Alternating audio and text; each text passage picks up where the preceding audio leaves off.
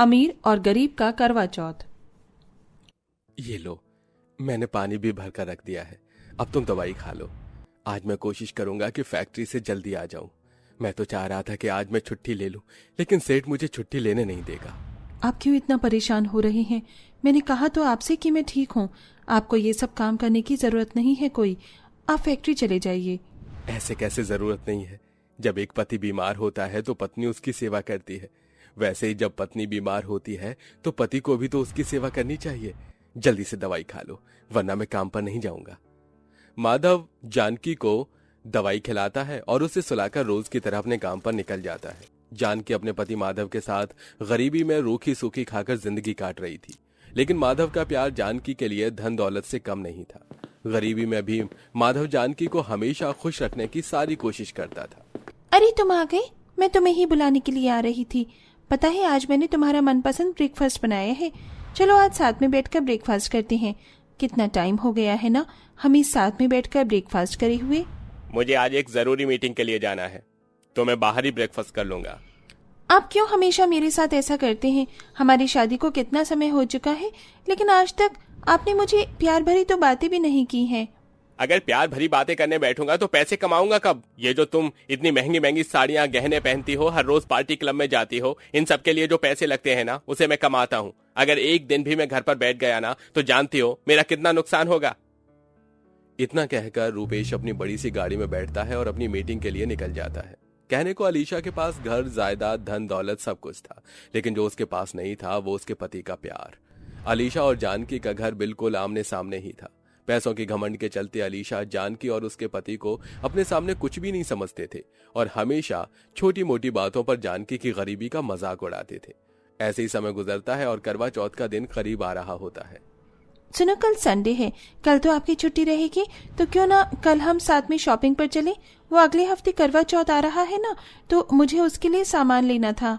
Sunday होने का ये मतलब नहीं है कि मेरे पास कुछ काम नहीं है। संडे को भी मेरे पास बहुत काम रहता है। तुम्हें शॉपिंग पर ही जाना है ना, तो मेरा कार्ड ले लेना और चली जाना शॉपिंग पर।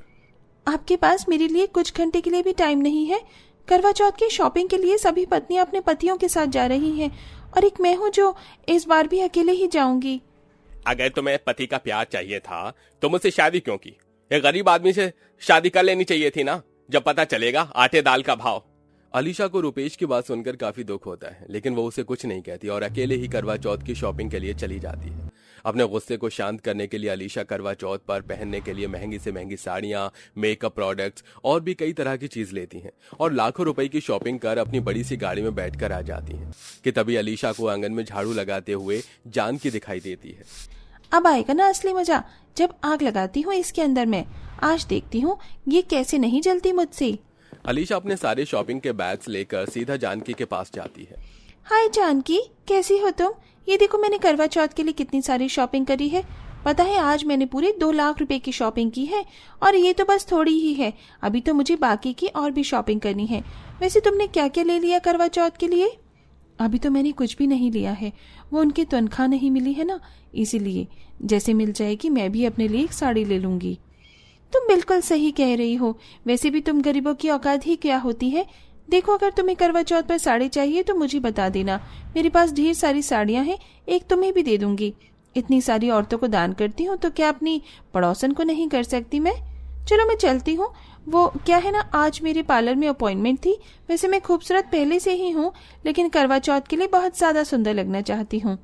इतना कहकर अलीशा वहां से चली जाती है। जानकी अलीशा की आदतों से अच्छी तरह से वाकिफ थी, इसलिए अलीशा की बातों को नजरअंदाज करते हुए अपने घर के सारे काम करने लगती है।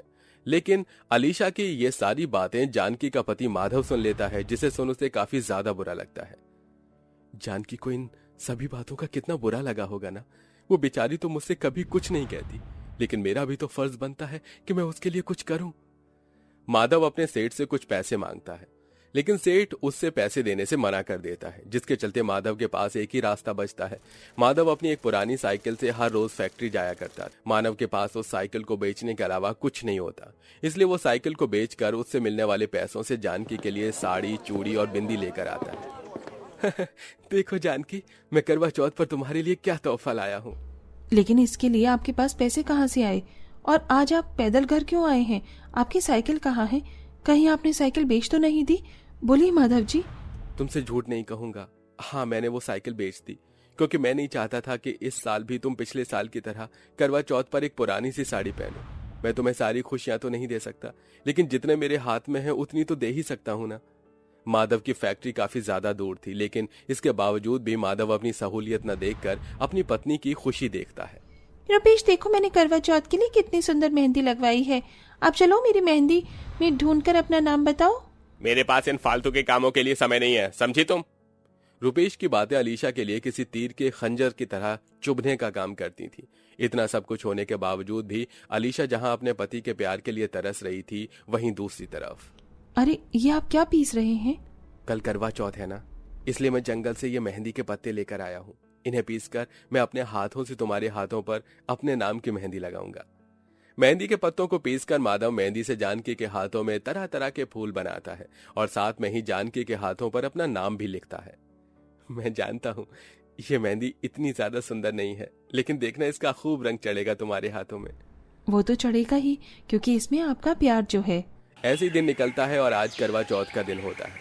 माधव जानकी के साथ सरगी के लिए उठता है और उसे अपने हाथों से सरगी खिलाता है। वहीं जैसे जैसे शाम होने को आती है, माधव जानकी को तैयार होने में मदद भी करता है। उसे अपने हाथों से चूड़ियां पहनाकर बालों में रंग बिरंगे फूलों का गजरा लगाता है। पता है, यह गजरा मैंने खुद अपने हाथों से बनाया है। सुंदर है ना? करवा चौथ के दिन माधव जानकी को घर का कोई काम भी नहीं करने देता और उसका खूब ख्याल रखता है। वहीं दूसरी तरफ अलीशा। बताइए ना, आज मैं कैसी लग रही हूँ? जैसी रोज लगती हो वैसी लग रही हो। और कितनी बार कहा है मैंने तुमसे कि जब मैं काम कर रहा हूं तो मुझे डिस्टर्ब मत किया करो। अब जाओ यहां से और मेरे लिए एक कॉफी बना के लाओ। रुपेश को अलीशा का जरा भी ख्याल नहीं होता। उसने उसके लिए पूरा दिन भूखे प्यासे रहकर करवा चौथ का व्रत रखा है। थोड़ी देर में रात होती है और चांद निकल आता है। जानकी चांद को अर्घ देती है, जिसके बाद माधव जानकी को अपने हाथों से पानी पिलाकर उसका व्रत खुलवाता है। वहीं दूसरी तरफ थोड़ी देर पहले तक तो ये घर पर ही थे, ऐसे अचानक कहाँ चले गए? चांद को निकले हुए भी कितनी देर हो चुकी है। इनके बिना मैं अपना व्रत कैसे खोलूंगी? अलीशा कई घंटे तक रुपेश का इंतजार करती है, लेकिन रुपेश नहीं आता और रात में 2 बजे ड्रिंक करके रुपेश घर लौटता है, जिसे देख अलीशा। मैं तुम्हारा कितने घंटे से इंतजार कर रही हूँ और तुम अब आ रहे हो घर। क्या तुम्हें मेरी जरा भी वैल्यू नहीं है? इतना सब कुछ तो तुझे दे दिया, अब क्या अपनी जान निकाल कर तेरे हाथ में रख दूं? चल हट मेरे रास्ते से। शराब की हालत में रुपेश अलीशा को जमीन पर धक्का दे देता है। अलीशा और रुपेश के चिल्लाने की आवाज जानकी और माधव के घर तक भी आती है, जिसे सुन दोनों पति पत्नी सीधा अलीशा के घर जाते हैं। अलीशा को यूं जमीन पर गिरे देख जानकी उसे उठाती है। आपको शर्म नहीं आती? आपकी पत्नी ने सुबह से भूखी प्यासी रहकर आपकी लंबी उम्र के लिए करवा चौथ का व्रत रखा है और आप होके उसके साथ ऐसा बर्ताव कर रहे हैं। रुपेश भाई, आपने पैसे तो बहुत कमाए, लेकिन आज आपने अपनी पत्नी की नजरों में अपनी इज्जत हमेशा हमेशा के लिए खो दी। माधव और जानकी की बात सुन रुपेश को अपनी गलती का एहसास होता है और वो अलीशा से माफी मांगकर उसका करवा चौथ का व्रत खुलवाता है। ये सब देख अलीशा को भी अपनी गलती का एहसास होता है और वो सबके सामने जानकी से भी माफी मांगती है। भले तुम्हारे पास पैसा नहीं है, लेकिन तुम्हारे पास वो है जो आज के समय में हर औरत चाहती है। तुम्हारे पास हीरे जैसा पति है जो तुमसे बहुत प्यार करता है। मैंने आज तक तुम्हें जितनी बार भी नीचा दिखाया, जितना भला बुरा कहा, उसके लिए मुझे माफ कर दो अलीशा।